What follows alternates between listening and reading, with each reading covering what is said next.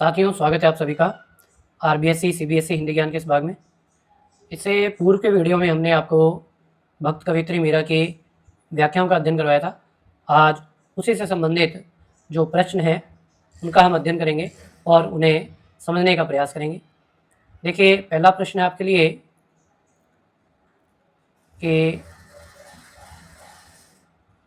मीरा कृष्ण की उपासना किस रूप में करती है और वह रूप कैसा है। तो इसका उत्तर है, मीरा कृष्ण की उपासना उन्हें अपना प्रियतम पति आराध्य मानकर करती है। मीरा की भक्ति माधुर्य भाव की है, इसलिए वह कृष्ण को अपना पति मानती है।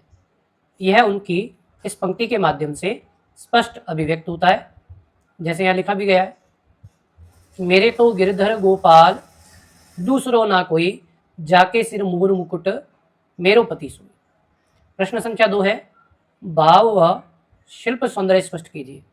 देखिए, दोनों में अंतर क्या रहता है। भाव सौंदर्य का अर्थ होता है कि जो पंक्ति दी गई है उसका भावार्थ क्या है, उसका अर्थ क्या है, वो तो आपका भाव सौंदर्य होता है। शिल्प सौंदर्य में उसका व्याकरणिक जो ज्ञान है उसे प्रकट करना होता है, तो शिल्प सौंदर्य वो होता है। तो आइए देखते हैं पंक्ति के आधार पर भाव सौंदर्य और शिल्प सौंदर्य।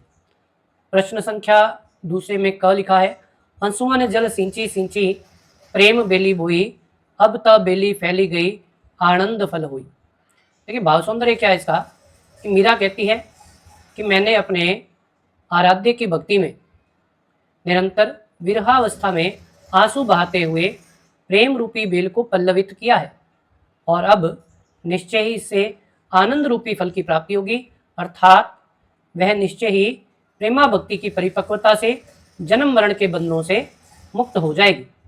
तो ये तो इसका भाव सौंदर्य था।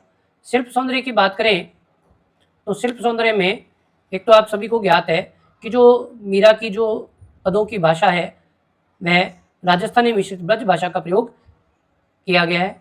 मीरा के काव्य की भाषा भी यही है। सिंची सिंची में पुनरुक्ति प्रकाश अलंकार का प्रयोग किया गया है।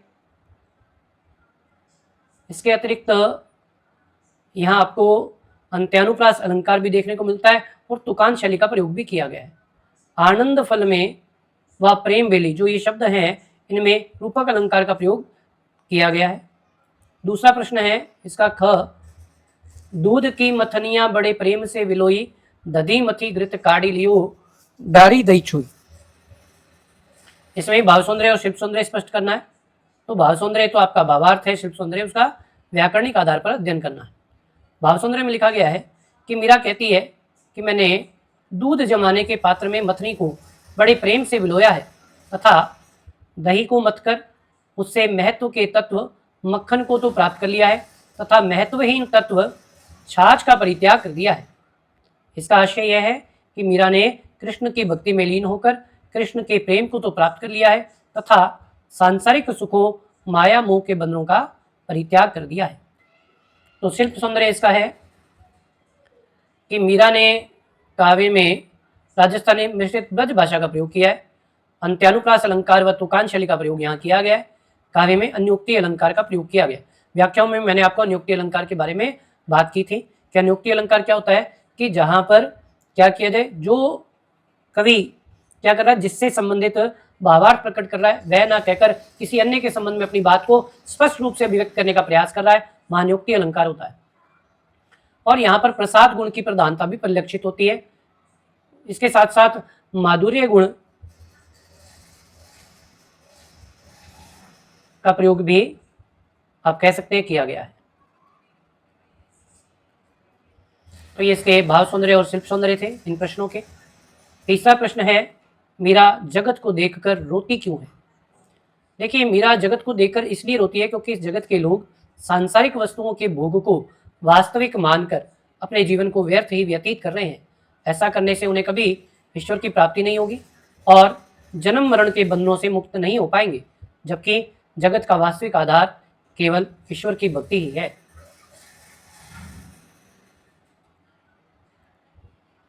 प्रश्न संख्या 4 है आपके लिए कि लोकलाज खोने का क्या अभिप्राय है। देखिए, मीरा के काल में नारियों का जीवन अत्यधिक कष्टमय था उन्हें पर्दा प्रथा का निर्वाह करना अत्यावश्यक था। अपने पति की मृत्यु के पश्चात मीरा ने सभी सांसारिक बंधनों का परित्याग किया।